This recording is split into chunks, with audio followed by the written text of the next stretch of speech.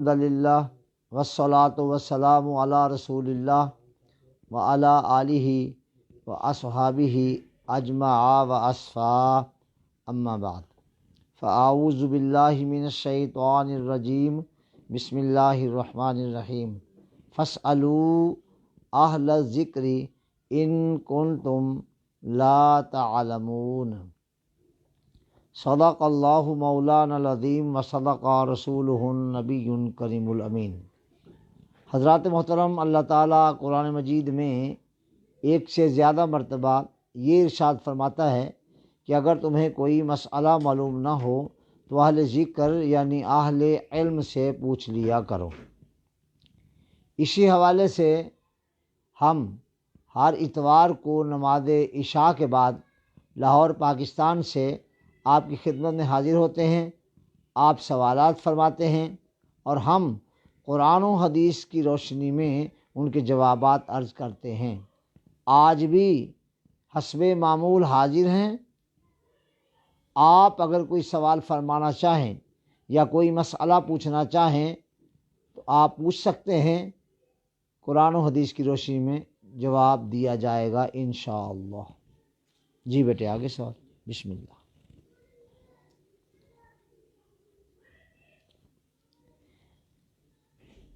الحمدللہ پچھلے سیشن میں، پچھلی نشست میں یہ سوال کیا گیا تھا کہ حضرت مولانا جلال الدین رومی رحمۃ اللہ علیہ کی کوئی حکایت بیان کر دیں، تو میں نے کوشش تو کی کہ یہاں بیٹھے بیٹھے بھی اسے میں دیکھوں ایک نظر، لیکن بیان کرنے کا ملکہ سمجھ میں نہ آیا۔ اس لیے میں نے عرض کیا کہ انشاءاللہ اگلی نشست میں آغاز پر ہی میں آپ کی اس سوال کا جواب عرض کر دوں گا۔ آج حاضر ہوں۔ غالباً اشفاق صاحب کا یہ سوال تھا، کیوں بھائی یاد آ گئے؟ انہوں نے یہ سوال کیا تھا، جواب حاضر ہے۔ تو حضرت ایک جگہ ارشاد فرماتے ہیں کہ مرشد کامل اسے کہتے ہیں کہ جو اپنے مرید کی تربیت کمال احتیاط اور کمال محبت سے کرے۔ آپ فرماتے ہیں کہ اگر مرشد کامل سے جمال کا اظہار ہو تو بھی، اور اگر کبھی جلال کا اظہار ہو جائے تو بھی، دونوں صورتوں میں یہ اپنے مرید کے لیے نفع بخش ہی ہوتا ہے۔ یعنی ویسے تو جمال اور جلال یہ ایک دوسرے کی ضد ہیں، لیکن شیخ کامل سے اگر جمال کا اظہار ہو جائے یا اس کا جلال کا اظہار ہو جائے تو مرید کے لیے دونوں صورتوں میں نفع ہوتا ہے اور نفع بخش ہوتا ہے۔ لہذا جمال و جلال اگرچہ یہ ضد ہیں، لیکن مرشد کامل کے ہاں سے صدور ہونے کے باعث یہ ایک دوسرے کی ضد نہیں رہتے، بلکہ اپنے مرید کے لیے نفع ہی نفع قرار پاتے ہیں۔ لہذا شیخ کامل کی صحبت میں جانا چاہیے، ان سے محبت کرنی چاہیے اور ان سے قرآن و حدیث کے رموز و اسرار کو سیکھنا چاہیے۔ غالباً ہم نے کئی مرتبہ حضرت مولانا جلال الدین رومی رحمۃ اللہ تعالیٰ علیہ کے حوالے سے تفصیلات کے ساتھ اس پر گزارشات کی ہوئی ہیں، آج بھی میں نے کچھ عرض کر دیا ہے۔ وعلیکم السلام۔ یہ سوال محمد اکرم صاحب کا ہے۔ حضور اذان سے پہلے درود شریف پڑھنا اور نہ پڑھنا، اس پر روشنی ڈال دیں۔ جواب یہ ہے کہ اذان سے پہلے درود پاک کا پڑھنا جائز ہے، اور اس کو منع کرنا یہ قرآن و حدیث کی روشنی میں درست نہیں ہے۔ ہاں البتہ درود پاک اذان کا جز نہیں ہے، اذان اذان ہے اور درود پاک درود پاک ہے۔ لہذا درود پاک کو درود پاک سمجھ کر ہی پڑھیے، اور اگرچہ کوئی اس کے درمیان میں وقفہ نہ بھی کرے تب بھی وقفہ مان لیا جائے اور اسے اذان کا جز نہ سمجھا جائے۔ اور صاف یہ ہے کہ درود پاک اذان کا جز نہیں ہے، اذان کا حصہ نہیں ہے۔ درود پاک ہے اور اذان ہے، اور درود پاک کو پڑھنا چاہیے۔ بس اتنا کافی ہے۔ لیجیے مولانا صاحب۔ وعلیکم السلام۔ حضور، ملک کی موجودہ صورت حال پر آپ کیا فرماتے ہیں؟ رانا عمران احمد۔ عمران احمد، میں نے کئی بار تقریباً ہر نشست میں ہی مجھ سے پوچھا جاتا ہے کہ ملک کی موجودہ صورت حال پر آپ کیا فرماتے ہیں؟ بتائیے۔ میرا فرمانا رانا عمران احمد صاحب حجت و سند کا درجہ رکھتا ہے۔ بس میں تو اپنا فرض ادا کرتا ہوں، کہتا رہتا ہوں صورت حال پر میں کیا کہوں اور میں کیا نہ کہوں، کیا سناؤں۔ عجیب صورت حال ہے۔ اب میرے جو ہے وہ رکاوٹ خود یہ ہے کہ میں نے اپنی پوری زندگی میں کبھی بھی وہ طرح اختیار نہیں کی کہ جس سے لوگ یہ سمجھے کہ یہ بڑا عجیب و غریب آدمی ہے، لوگوں کے دکھ درد اور لوگوں کی محبت اور ان کے اخلاص کا خیال نہیں کرتا۔ اس لیے آج بھی میں ایسا کچھ کہنے کو تیار نہیں جس سے لوگوں کو یہ کہنے کا موقع ملے کہ یہ بھی محتاط نہیں ہے۔ اب دیکھو میری احتیاط کہ ملک کی موجودہ صورتحال یہ ہے کہ ہر بندہ پاکستانی وہ بیچارہ پریشان حال ہے اور انتہائی عجیب و غریب قسم کے نظریات، خیالات کا وہ بیچارہ مجموعہ بنا ہوا ہے۔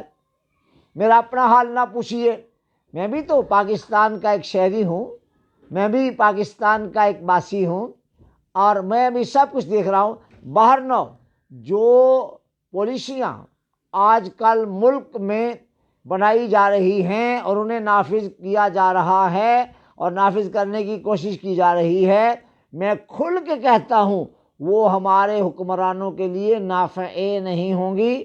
آپ غصہ نہ کیجیے گا، میں آپ کا بدخواہ نہیں، مجھے نہ کوئی آپ سے وزارت چاہیے نہ کوئی دیگر عہدہ چاہیے۔ الحمدللہ میں گزر گیا اس دور سے، ان چاہتوں سے گزر گیا۔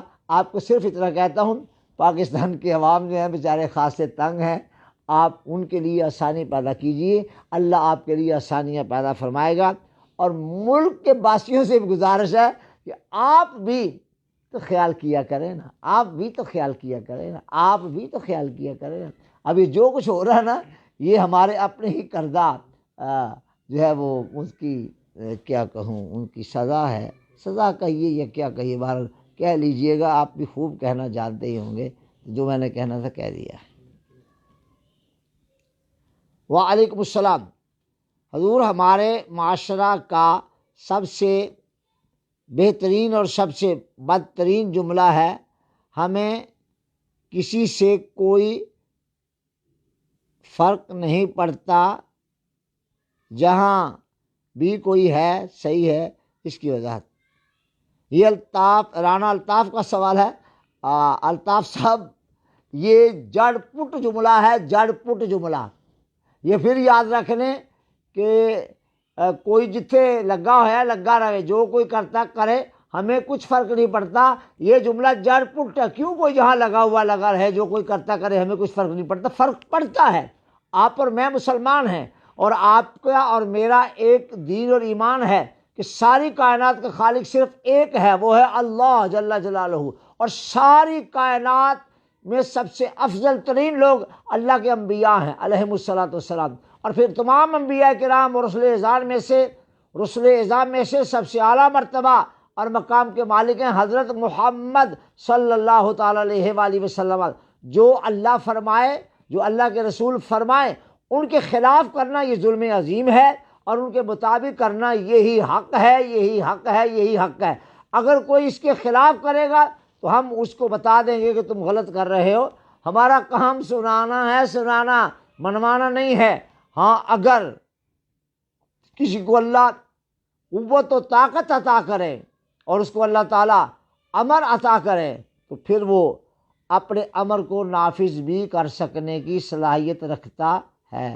اور موجودہ دور میں ہمارا کیا پوچھتے ہیں، ہمارا ہم کچھ کہیں تو کچھ نہ کہیں تو دونوں صورتوں میں مورد الزام ہیں۔ لہذا خدا کا خوف کیجئے، آپ علماء اور مشائخ کے لیے اچھے جذبات رکھیے۔ اور جو وہ کہتے ہیں نا، جب وہ برسر ممبر ہوتے ہیں، اللہ گواہ ہے کہ ان کا اگر سینہ چیر کر دل نکال کر دیکھ لیا جائے تو ان کا دل اور ان کی زبان ایک ساتھ ہوتے ہیں، واللہ ایک ساتھ ہوتے ہیں، واللہ ایک ساتھ ہوتے ہیں، واللہ ایک ساتھ ہوتے ہیں۔ اگر کوئی مثال چاہے تو میں اس کی ہزاروں مثالیں دے سکتا ہوں۔ جب کوئی بندہ اللہ اور اس کے رسول کے احکام بیان کر رہا ہوتا ہے جل والا وصلی اللہ تعالیٰ علیہ وآلہ وسلم، تو اس کا دل اور دماغ دونوں ایک ساتھ چل رہے ہوتے ہیں۔ اللہ سے آپ بھی یہی دعا کیجئے، رانا الطاف صاحب آپ کا بھی دل اور دماغ ایک ساتھ چلے، اور میرا بھی اور میرا بھی اور میرا بھی۔ لہذا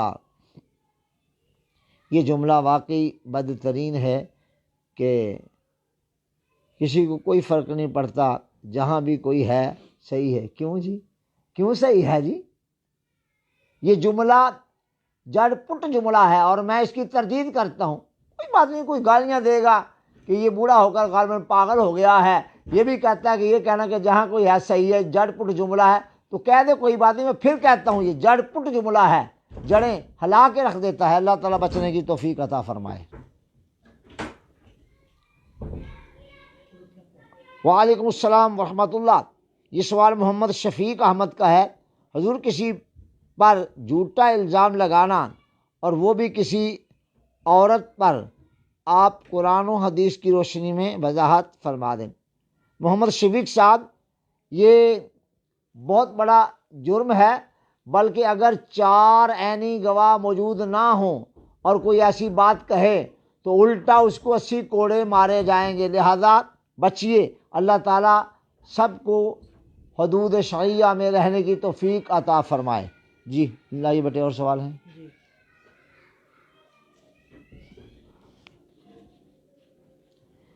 وعلیکم السلام ورحمۃ اللہ۔ یہ سوال عمار محمود کا ہے۔ عمار محمودی ہے نا؟ حضور گولڈ خریدتے ہوئے کیا پیسے دینا اسی وقت ضروری ہے؟ گولڈ ہی ہے نا؟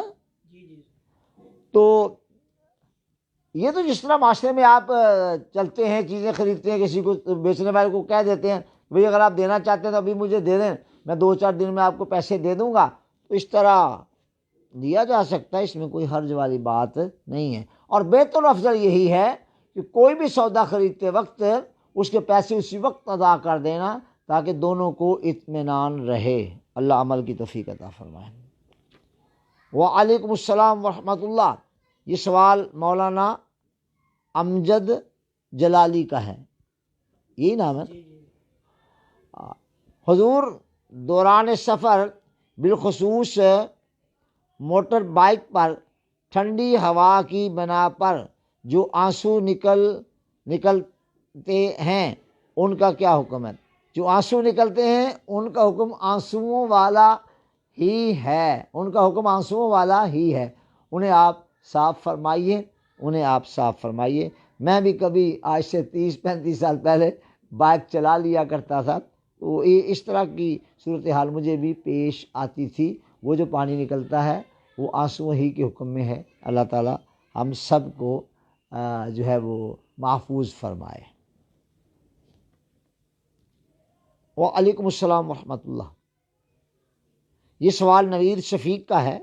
حضور کیا جب حضرت فاطمہ رضی اللہ تعالی عنہا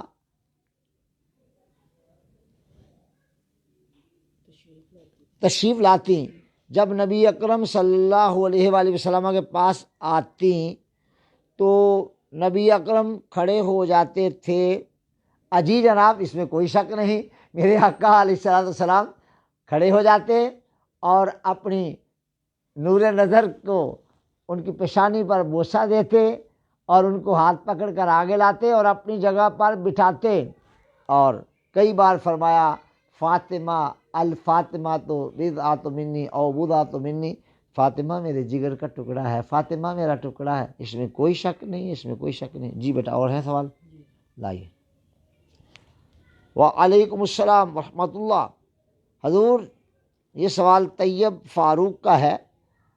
حدیث پاک ہے، نبی اکرم صلی اللہ علیہ وآلہ وسلم نے ارشاد فرمایا، امام جیسے نماز پڑھے ویسے تم بھی پڑھو۔ امام رفع دین کرتا ہے اور احناف کے علاوہ کوئی اور جو بھی ہو وہ رفع دین کرتا ہے، اور احناف کیوں نہیں کرتے؟ جواب یہ ہے کہ جب حدیث پاک میں یہ آ گیا کہ امام جس طرح نماز پڑھے تم بھی ویسے ہی پڑھو، تو اس کا مطلب ہے کہ جس طرح وہ قیام کرے، جس طرح وہ پہلے صلاح جو ہے وہ نماز کی نیت کرے، پھر وہ قیام کرے، پھر رکوع کرے، پھر سجود کرے اور قعدہ پر بیٹھے، یہ سب کچھ ویسے ہی کرتے چلے جاؤ۔ رہی بات رفع یدین کی، تو میں نے کئی بار کہا ہے اور تحقیق سے کہا ہے کہ رفع یدین کو کفر اسلام کا مسئلہ تھوڑا ہے۔ بھائی بات یہ ہے کہ رفع یدین، میں اب حنفی ہوں، امام اعظم ابو حنیفہ رضی اللہ تعالیٰ عنہ کہ ہاں رفع یدین یعنی جو رائج ہے لوگوں میں جس سے وہ رفع یدین سمجھتے ہیں، وہ امام صاحب کرنے کے قائل نہیں ہیں۔ اور اس کے باوجود بھی اگر میرے ہاں کوئی آتا ہے اور وہ میرے عمل سے ہٹ کر نماز پڑھتا ہے، رفع یدین کرتا ہے، میں نے کبھی کچھ نہیں کہا، قسم لے لیں مجھ سے، چپ کر کے دیکھتا رہتا ہوں، صلی اللہ خیر صلی اللہ، وہ اپنی نماز پڑھتا ہے، میں اپنی نماز جس طرح پڑھاتا ہوں پڑھتا ہوں، پڑھ لیتا ہوں، میں نے کبھی تعارض نہیں کیا۔ اور اس کے باوجود بھی لوگ مطمئن نہیں ہوئے۔ بھئی بات یہ ہے کہ اگر میں نے تمہیں دیکھ کر بھی کبھی کچھ نہیں کہا، پھر آپ کو کم از کم اپنی رائے کا اظہار اس طرح تو نہیں کرنا چاہیے نا جس طرح سے آپ فرماتے ہیں۔ لہذا رفع یدین کو میں کفر اسلام کا مسئلہ نہیں سمجھتا، اس پر کوئی کمنٹ نہیں کرتا اور کوئی بات نہیں کہتا، اور رفع یدین کرنے والوں کو بھی اپنے اندر نرمی اختیار کرنی چاہیے کہ وہ بھی اپنے آپ کو جو مثل فولاد کیے ہوئے ہیں نا، ان کو بھی اس طرح سے نہیں کرنا چاہیے۔ اور احناف کی مخالفت کرنا کوئی واجب ہے لوگوں پر؟ چھوڑیں یار، نہ اس طرح کیا کریں۔ اللہ تعالیٰ عمل کی توفیق عطا فرمائے۔ وعلیکم السلام ورحمۃ اللہ۔ یہ سوال صاحبزادہ محمد فضل رشید ہے مولانا صاحب، یہ سوال صاحبزادہ محمد فضل رشید صاحب کا ہے۔ حضور زیادہ لوگ کہتے ہیں کہ بزرگ وہ ہوتا ہے جو کوئی کرامت دکھائے اور لوگ اس کو بزرگ مانتے ہیں، آپ کیا فرماتے ہیں؟ چونکہ آپ بھی بزرگ ہیں، لا حول ولا قوت الا باللہ، اور اللہ کے قریب یا بیٹے اگلا لفظ کیا لکھا ہے؟ اللہ کے قریب یا قرب یافتہ انسانوں میں سے ہیں۔ اچھا، یہ جو میری تعریف میں کلمات کہے ہیں سچی بات ہے، ان میں سے کوئی مجھے فٹ نہیں آتا، انتہائی نکما ترین آدمی ہوں، کسی کام کا نہیں ہوں۔ باقی رہا یہ آپ کا سوال کہ بزرگ وہ ہوتا ہے جو کرامت دکھائے اور اس کو ہی لوگ بزرگ مانتے ہیں، اٹ از ایبسلیوٹلی رانگ۔ اور بھائی کرامت دکھانا کمال نہیں ہے، استقامت دکھانا یہ کمال ہے۔ الاستقامت فوق الکرامہ، استقامت کرامت سے اگلا درجہ پچھلا نہیں ہے، اور ہزارہا بزرگوں نے یہ بات لکھی ہے۔ لہذا یہ کوئی بات نہیں کہ بزرگ وہ ہے جو کرامت دکھائے، اور بھائی استقامت کرامت سے اگلا درجہ ہے۔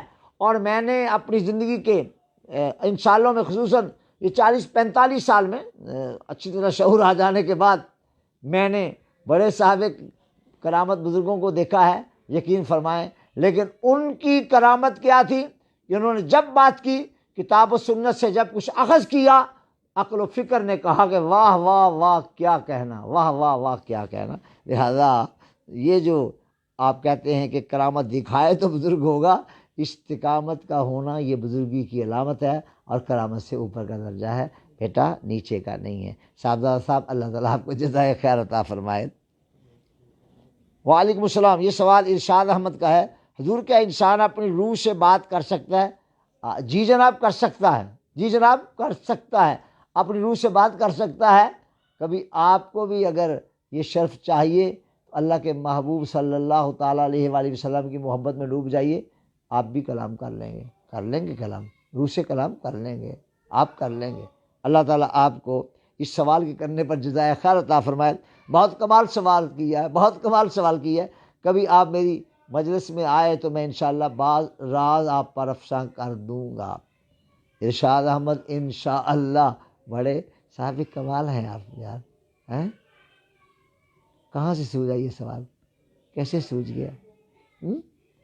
چاہتا ہے دل کہ تمہیں میں دیکھوں، تمہاری زیارت کروں۔ جی بیٹا، اور سوال ہے؟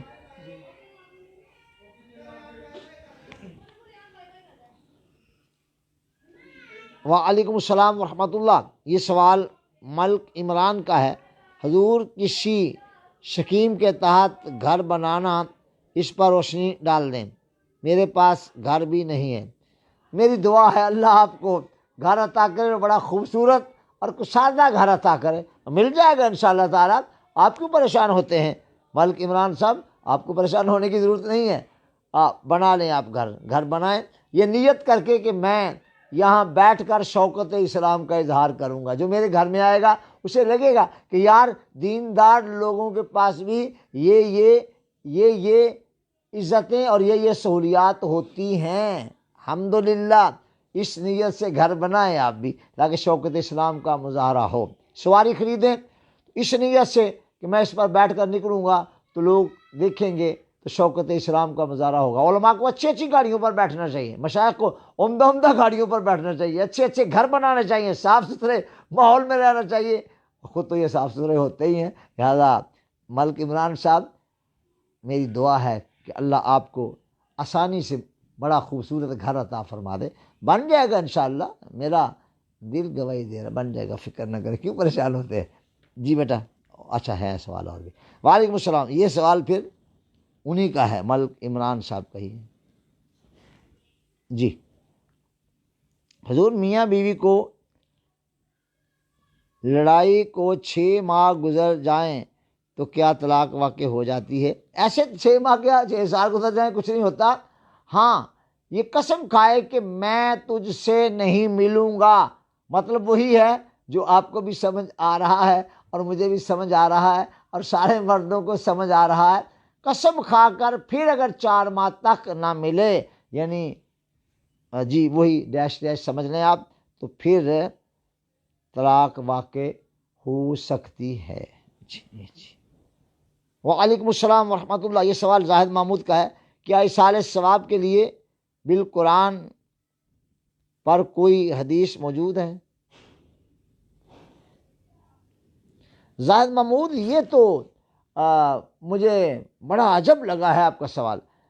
یعنی ایصال ثواب پر کوئی حدیث، ایک حدیث نہیں، میں نے کتب احادیث میں، یعنی شیعہ ہی لے لیں، بخاری، مسلم، ترمذی، ابو داؤد، ابن ماجہ، نسائی، شاہ ستہ، اس کے علاوہ احادیث کی بہت ساری کتب میری نظر سے گزری ہیں الحمدللہ یہ 40-45 سال میں، تو کوئی حدیث کی کتاب ایسی نہیں جس میں ایصال ثواب بالقرآن پر حدیث موجود نہ ہو۔ مطلب تو یہ ہے کہ آپ قرآن کو سمجھتے کیا ہے؟ بھائی جب آپ نے قرآن کو اس طرح پڑھا ہے کہ اسے آپ سمجھ رہے ہیں، اس کو آپ سمجھا رہے ہیں، اسے آپ نفع پا رہے ہیں، دوسروں کو نفع لینے کی ترغیب بات دے رہے ہیں، اب آپ کسی مرنے والے کے لیے قرآن پڑھ کر اس کو ایصال کرتے ہیں تو یقیناً ثواب پہنچتا ہے۔ اس پر میری نظر میں ہزارہا نظائر موجود ہیں، صحیح احادیث اور بلکہ قرآن کریم کی تفاسیر اور خود قرآن مجید کی آیات بینات۔ میں نے جو تفسیر تقریباً مکمل ہونے کے قریب ہی ہے، چھپ کے بھی آ جائے گی، حدیث کی جامع ترمذی کی شرح لکھی ہے، اس کا نام کیا ہے بیٹے؟ ہاں جی، شکریہ آپ کا، فیوز النبی کے نام سے حدیث کی شرح لکھی ہے جامع ترمذی کی، آپ اس کو دیکھ رہے ہیں۔ مقدمہ میں نے ان تمام چیزوں کو پر بحث کی ہے اور آپ دیکھ رہے ہیں، انشاءاللہ آپ کو مزہ آ جائے گا۔ اور جو لوگ کہتے ہیں کہ قرآن پڑھنے، سمجھنے، عمل کرنے کے لیے آیا ہے، مردوں کو پہنچانے کے لیے نہیں آیا، تو ان کو ذرا اپنی اس بات پر غور کرنا چاہیے۔ حضور آپ صحیح نہیں سوچ رہے، اور آپ کے سوچنے کا انداز درست ہونا چاہیے۔ آپ تو انسان ہیں، پھر مسلمان بھی ہیں، سبحان اللہ۔ میں آپ کے خلاف کچھ کہوں، مجھے سجتا نہیں، مجھے شرم آتی ہے کہ سارے انسان مسلمان بالخصوص مجھ سے اعلیٰ ہیں، اور میں اپنے سے اعلیٰ لوگوں کے بارے میں کچھ کہوں، تنقید کروں، مجھے سجتا نہیں ہے۔ آپ نہ تھوڑی سی نرمی پیدا کریں، قرآن مجید کو پڑھ کر ایصال ثواب کرنا یہ قرآن و حدیث سے ثابت ہے۔ ٹھیک ہے جی، زاہد محمود صاحب ایسے نہیں ہے جی۔ وعلیکم السلام ورحمۃ اللہ۔ یہ سوال عبدالرزاق قادری کا ہے۔ سبحان اللہ۔ حضور غریب کی عزت نبی اکرم صلی اللہ علیہ وسلم کی حدیث کی روشنی میں بیان فرما دیں۔ سبحان اللہ۔ اللہ کے محبوب علیہ السلام نے حضرت مولانا صاحب غریب کی عزت کیا کمال کر دیا۔ اللہ کے محبوب نے، غریب ہی تو وہ ہیں جو جن کے اللہ قریب ہوتا ہے، یہ بھی اللہ کے قریب ہوتے ہیں۔ اور میں کیا کہوں، پیارے آقا نے بڑا پیار کیا سب سے، بڑا پیار کیا سب سے۔ اللہ کے محبوب علیہ السلام نے دعا کی، یا اللہ مجھے مسکینوں میں زندہ رکھنا، اور مجھے مسکینوں میں ہی موت عطا کرنا۔ مولانا وہ حدیث کے الفاظ آپ کو یاد ہے؟ امیر حمزہ، اللہم امیتنی، اللہم احینی مسکینہ و امیتنی مسکینہ و واحشرنی فی زمرۃ المساکین۔ مولانا عبدالرزاق صاحب کیسا اللہ کے محبوب نے فرمایا، میں جیتا بھی غریبوں میں رہوں، میں مروں تو بھی غریبوں میں، اور میرا حشر بھی غریبوں کے ساتھ ہو، اور صدقے جاؤں تم پر، غریبوں تم پر میں صدقے، میں تم پر واری، میں تم پر سو جان سے قربان۔ تمہارا کیا کہنا، اللہ کو جتنا تم پیار کرتے ہو باقی لوگ نہیں کرتے ہیں، تمہارا بڑا مقام ہے۔ اور صاحب ثروت بھی اگر اللہ سے اور اس کے پیارے محبوب سے پیار کرے تو یقیناً وہ غریبوں سے بھی پیار کرنے والا ہی ہوگا۔ آپ کیوں پریشان ہوتے ہیں؟ ابھی ہم زندہ ہیں۔ اللہ کے محبوب نے غریبوں سے بڑی محبت فرمائی ہے، اور اللہ کے محبوب کے صحابہ نے بھی، اور اہل بیت اطہار کا تو کہنا ہی کیا ہے۔ سیدہ فاطمہ زہرا سلام اللہ علیہا اور ان کے شوہر نامدار علی شیر خدا، اور بی بی کی اولاد، حشر تک آنے والی بی بی کی نسلیں صاحب کمال ہے، صاحب کمال ہے۔ میں تو بلا دلیل صاحب کمال مانتا ہوں۔ جی بیٹے، اور ہے سوال؟ ماشاء اللہ، لائیے۔ وعلیکم السلام۔ یہ سوال صاحبزادہ حافظ حامد علی کا ہے۔ حضور، جو آنسو خوف خدا میں نکلیں اور جو بیماری کی وجہ سے نکلیں، ان میں فرق بیان فرما دیں۔ اللہ اکبر، اللہ اکبر۔ حدیث پاک میں آیا ہے کہ جو بندہ اللہ کے خوف سے ڈر گیا اور اس کا آنسو نکل گیا، آنسو بہ نکلے، فرمایا سارے تو کیا، وہ ایک آنسو جو اللہ کے خوف سے نکلا، ایک آنسو پکڑ کر پوری جہنم پر ڈال دیا جائے تو ساری جہنم کو بجھا دینے کی طاقت رکھتا ہے۔ ارے سائل، تجھ پر سلام ہے، تجھے سیلوٹ کرتا ہوں، تیری عظمت کو سلام کرتا ہوں۔ بیماری سے آنسو نکلے اسے گناہ بخش دیے جاتے ہیں، اور جو آنسو اللہ کے خوف سے نکلے پوری جہنم کو ٹھنڈا کر کے رکھ دیتا ہے۔ سلام صاحبزادہ صاحب، آپ کی عظمت کو سلام۔ جہاں جس طرح آپ سوچ رہے تھے لکھتے وقت، جو آپ کے جذبات تھے، اگر وہ جذبات امت کے علماء مشائخ کے بن جائیں تو بیڑا ہی پار ہو جائے، بیڑا ہی پار ہو جائے۔ اللہ آپ کو جزا دے، اللہ آپ کو جزا دے۔ کیا بات ہے، کیا بات، کیا بات ہے، تو نے تو کمال کر دیا۔ خدا کرے کہ کبھی بھی میرا بھی ایک آنسو اس طرح نکل جائے۔ اللہ تجھے جزا دے سائل۔ وعلیکم السلام۔ یہ سوال وحید الرحمان کا۔ حضور، اعلیٰ حضرت کا کوئی پیارا سا شعر سنا دیں۔ واہ واہ، مولانا مجھے یاد کرائیں، کبھی مجھ سے سنا ہو کوئی شعر جس سے وجد طاری ہوا ہو۔ چلے میں سنا دیتا ہوں۔ امام احمد رضا جگہ کہتے ہیں، اف بے حیائیاں کہ یہ منہ اور تیرے حضور، اف بے حیائیاں کہ یہ منہ اور تیرے حضور، ہاں تو کریم ہے تیری خود در گزر کی ہے۔ سمجھ تو آ گئی؟ کمال ہے وہ بابا، کمال کا بابا ہے، کمال کا بابا ہے وہ بابا، کمال کا ہے وہ تو سر سے لے کر پاؤں تک عشق رسول کی وہ باہر چلا دیتا ہے کہ جس پہ سے یہ دورانیہ گزر جائے وہ ہمیشہ یاد رکھتا ہے، اف بے حیائیاں کہ یہ منہ اور تیرے حضور، ہاں تو کریم ہے تیری خوب درگزر کی ہے۔ میں اپنے بارے میں کہہ رہا ہوں نا، میں اپنے بارے میں کہہ رہا ہوں، آپ کا تو منہ ماشاءاللہ کیا کہنا، آپ تو ساری امت کے منہ بڑے باکمال ہیں، علماء کی، مشائخ کی، ان دین والوں کی تو بات ہی کیا ہے، یہ بات ہی کیا ہے، کیا بات ہے، اعلیٰ حضرت کی کیا بات ہے، وحید الرحمن تیری بھی کیا بات ہے۔ وعلیکم السلام، یہ سوال ملک عمران کا ہے۔ حضور، عورت بچہ پیدا کرنے کے بعد 40 دن تک نماز نہیں پڑھ سکتی، اگر 38 دن بعد خون رک جائے تو کیا 38 دن کے بعد نماز پڑھ سکتی ہے؟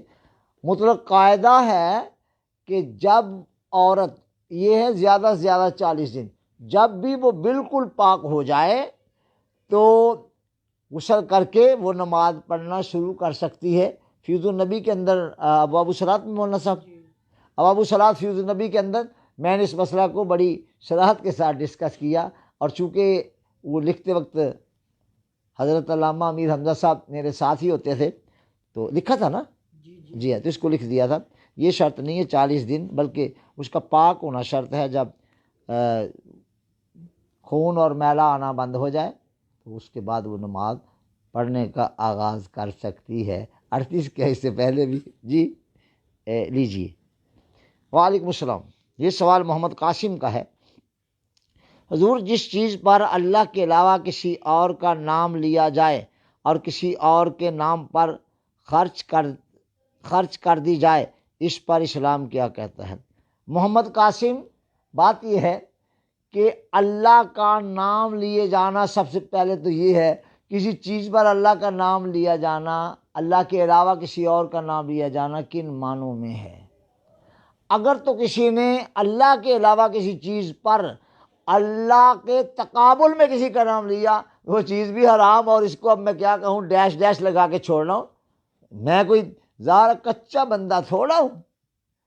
اور اگر برکت کے لیے کسی کا نام لیا ہے تو اس پر حرام کا فتویٰ لگاتے ہوئے لوگوں کو ڈرنا چاہیے، اتنی جلدی نہیں کرنی چاہیے۔ اسے تو مطلب ٹوکا پکڑا ہوا، ٹک ٹک ٹکڑے کیے جا رہے ہیں، اور پھر بھی یہ ہے کہ ہم دین کا کام کرتے ہیں۔ صاحب ذرا غور کر لیجئے، آپ کی اب سوچ کی سمت کو بدل جانا چاہیے، سوچ کی سمت کو بدل جانا چاہیے، اتنی سختی نہیں ہونی چاہیے۔ اللہ تعالی ہم سب کو محمد قاسم عمل کی توفیق دے۔ اللہ آپ کو بہت برکت عطا فرمائے کہ یہ سوال آپ نے کیا ہے، اچھا ہو گیا ہے اب سوال، ماشاءاللہ۔ جی وعلیکم السلام، یہ سوال وحید الرحمن کا ہے۔ حضور، منت مانگنا اور اس کے بارے میں روشنی ڈال دیں۔ جی، منت ماننا بالکل جائز ہے۔ قرآن مجید کی یہ جو سورہ دہر کی آیات ہے نا، جس میں کیسے آیت بھائی، مسکین و یتیم و اسیرا، وَيُطْعِمُونَ الطَّعَامَ عَلَىٰ حُبِّهِ مِسْكِينًا وَيَتِيمًا وَأَسِيرًا، آخر تک۔ ان کے شان نزول میں علماء نے بیان کیا کہ بی بی کے دونوں صاحبزادے، یعنی حضرت امام حسن اور حضرت امام حسین رضی اللہ تعالیٰ عنہما وعلیہم الصلاۃ والسلام بیمار ہو گئے، تو بی بی نے منت مانی کہ یا اللہ میرے شہزادوں کو شفا عطا فرما، تو میں بطور شکریہ تیری بارگاہ میں 3 روزے رکھوں گی۔ چنانچہ شہزادوں کو شفا ہو گئی اور بی بی نے 3 روزے رکھے جناب۔ پھر اس پر قرآن کی آیات نازل ہوئیں، لہذا منت ماننا یہ جائز ہے، بلکہ بی بی فاطمہ زہرا کی سنت ہے، کسی میں جرت ہے تو مقابلہ کر لے، اس کا پھر کیا بچے گا، لہذا منت مانگنا جائز ہے۔ جی وعلیکم السلام، یہ سوال تنویر ساغر کا ہے۔ سبحان اللہ، ساغر تیرا بھی کیا کہنا، ہم بھی ڈھونڈتے تھے کبھی کوئی ساغر بھی آئے، چلو آج مل ہی گیا۔ حضور، پریشانی کے لیے کوئی وظیفہ بتا دیں اور بہادری کے لیے کوئی وظیفہ بتا دیں۔ آپ بسم اللہ ولا حول ولا قوت الا باللہ العلی العظیم 100 بار پڑھا کریں، اول آخر درود پاک، بسم اللہ ولا حول ولا قوت الا باللہ العلی العظیم، انشاءاللہ آپ کی پریشانی جاتی رہے گی۔ میں ایک بار بیمار ہو گیا، اور بیمار بھی کہاں ہوا کہ لاہور سے باہر تھا سفر میں، ہاں لیکن کمال کا وہ سفر تھا، جہاں جانا تھا، پروگرام تھا، وہ میرے ایک پیر بھائی کے ہاں تھا، اللہ ان کو لمبی عمر عطا فرمائے، حضرت مولانا صوفی صاحب کے خلیفہ جان کا، صوفی صاحب کا کیا نام ہے، صوفی عبد المجید صاحب قادری رضوی دامت برکاتکم العالیہ، ان کے آستانہ پر پروگرام تھا، شیخ کریم وہاں تشریف رکھتے تھے، میں بھی وہاں گیا تو مجھے بخار چڑھ گیا اور سخت تکلیف، میں نے عرض کیا حضور میں تو یہاں آیا تھا اس پروگرام کے لیے تو میں بیمار ہو گیا، سردیوں کا غالباً موسم تھا، آپ نے فرمایا کہ 100 بار پڑھو لا حول ولا قوت الا باللہ العلی العظیم، میں نے پڑھ لیا، طبیعت کیسی ہے، میں نے کہا حضور کوئی فرق نہیں پڑا، مجھے فرماتے ہیں بسم اللہ چھوڑ کے پڑھانا، اب پڑھو بسم اللہ ولا حول ولا قوت الا باللہ العلی العظیم، اللہ خیر فرمائے گا، چنانچہ میں نے 100 مرتبہ انگلیوں پر گن کر بسم اللہ ولا حول ولا قوت الا باللہ العلی العظیم پڑھا، میں نے اس کیا، میں نے پڑھ لیا، فرمایا اب طبیعت کیسی ہے، میں نے کہا حضور اب الحمدللہ ٹھیک ہو گیا، میں نے بیان کیا، اور اس کے بعد پھر میں اجازت لے کر حضرت صوفی عبد المجید صاحب قادری رضوی دامت برکاتکم العالیہ سے تو لاہور کے لیے چلا آیا، پریشان نہ ہوں، الحمدللہ ہمارے بزرگوں نے کوئی میدان خالی نہیں چھوڑا، وہ آپ کیوں پریشان ہوتے ہیں، آپ یہ بسم اللہ ولا حول ولا قوت الا باللہ العلی العظیم پڑھ لیا کریں، انشاءاللہ دونوں مسئلے حل ہو جائیں گے، انشاءاللہ دونوں مسئلے حل ہو جائیں گے، کیوں گھبراتے ہیں؟ جی بیٹے اور سوال ہے؟ الحمدللہ رب العالمین، آج میرے پوتے کی وہ پروگرام کر رہے تھے، ماشاءاللہ 6 سال کا ہو گیا ہے، میں نے بھی منع نہیں کیا، کھانا وانا کھلا رہے ہیں، کھلائیں، کھانا اچھی بات ہے، اللہ اس کو بہت بڑا دین کا عالم بنا دے، بڑا آدمی بنا دے، اس کے باوجود بھی یہ شہزادے آئے تو میں نے سب کو کہہ دیا کہ یہاں سے آپ کہیں اور شفٹ کر جائیں، تشریف لے جائیں، کھانا وانا جا کے دوسری جگہ کہیں کھائیں، گھر میں ہی، اور میں نے نشست الحمدللہ کی ہے، آپ اندازہ کر لیں کہ وہ میرے نواسیاں نواسے پوتیاں پوتے سب جمع تھے، اور زیادہ بچے ہیں ابھی، وہ ان میں سے کوئی بالغ نہیں ہوا ہے لیکن ہیں بڑے ذہین، شور وور مچا رہے تھے، میں نے کہا کوئی بات نہیں، ان کو شور مچانے دو، میں اپنا کام کیوں چھوڑوں، اللہ جزائے خیر دے حضرت علامہ امیر حمزہ صاحب کو، ماشاءاللہ یہ جو ہماری مسجد ہے جامع مسجد سیدہ فاطمۃ الزہرا سلام اللہ علیہا، اس کے خطیب ہیں، اور حضرت علامہ علی حسنین صاحب قادری رضوی دامت برکاتکم العالیہ، یہ انہوں نے 2-3 ماسٹرز کیا، اب تو ہم نے انگلش بھی کر لیا ہے، چلو یہ بھی اچھا ہو گیا کہ انگریزی وغیرہ بولنے میں بھی جو ہے وہ بہت آسانی ہو جائے گی، ان کے پاس پڑھنے والوں کو بھی آسانی ہوگی، جو ان کے شاگرد ہیں ان کو بھی مبارک ہو کہ ماشاءاللہ جب وہ ان سے پڑھ رہے ہوں گے تو اس کے ساتھ ساتھ ان کو انگلش بھی بولنی، اس کی پروننسیشن بھی، اگلے دن میں نے کہیں اس کا تلفظ جو ہے وہ تھوڑا سا وہ بات کرتے کرتے نکل گیا ہوگا نا، مجھے کہہ رہی یہ ایسے ہوتا ہے، میں کہا جی جناب ہم تو اصلاح قبول کرنے والے ہیں نا، حالانکہ وہ میرے بچوں کی طرح ہیں، میں اب دیکھ لیں کہ میں کبھی یہ نہیں کہتا ہوں نہیں، میں نے جو کہہ دیا یہ کیا بات ہوئی، غلط کہا ہے، یہ اگر منہ سے غلط نکل گیا زبان پھسل گئی تو فوراً رجوع کیا جائے، اللہ تعالیٰ سارے نبی پاک صلی اللہ علیہ وسلم کے غلاموں کو یہ توفیق عطا فرمائے، آپ بڑے لوگ ہیں سب، آپ بڑے لوگ ہیں سب، آپ سب بڑے لوگ ہیں، لا الہ الا اللہ محمد رسول اللہ پڑھنے والوں تم بڑے لوگ ہو، تمہارے مقام کا کہنا کیا ہے، اگر کبھی مجھے موقع ملا تو انشاءاللہ کم از کم 10 گھنٹے تک تو بیان کروں گا تمہاری فضیلت پر، یعنی ایک ہے علماء کی فضیلت، مشائخ کی فضیلت، ایک ہے عوام کی، میرے آقا کی امت کی فضیلت، انشاءاللہ اس موضوع پر میں بیان کروں گا کبھی انشاءاللہ، پھر آپ سنیں گے، خوش ہوں گے، آج بھی خوش ہوں کہ آج مصروفیات کے باوجود بھی میں نے نشست کر لی ہے، اور یہ دونوں شہزادوں کی برکت سے ہوئی ہے، اور آج تو ایک تیسرے بھی مولانا صاحب تشریف فرما ہے، یہ مولانا چپ چپ بیٹھے رہتے ہیں، کیا بات ہے ان کی بھی، کیا بات ہے ان کی بھی، اللہ ان کو بھی جزائے خیر عطا فرمائے، بہت ساری شخصیات یہاں آ کر کبھی بیٹھ جاتی ہے، میں آج بہنا تھے، میں کہ بہ جا تم دیکھ رہا ہے میں کی کرنا، میں نے کیا کرنا ہے، کسی کام کا بندہ نہیں ہوں، اللہ آپ کو جزائے خیر عطا فرمائے، برکت عطا فرمائے، جامعہ اسلامیہ رضویہ کو اللہ تعالیٰ اور ترقی دے، اور ترقی دے، اور ترقی دے، اور ترقی دے، وہاں پڑھنے والوں پڑھانے والوں کو اللہ اور ترقیاں عطا فرمائے، بڑا نظم کے ساتھ یہ لوگ کام کر رہے ہیں، اللہ تعالیٰ مجھے بھی نظم میں آ جانے کی توفیق عطا فرمائے، اللہ حافظ۔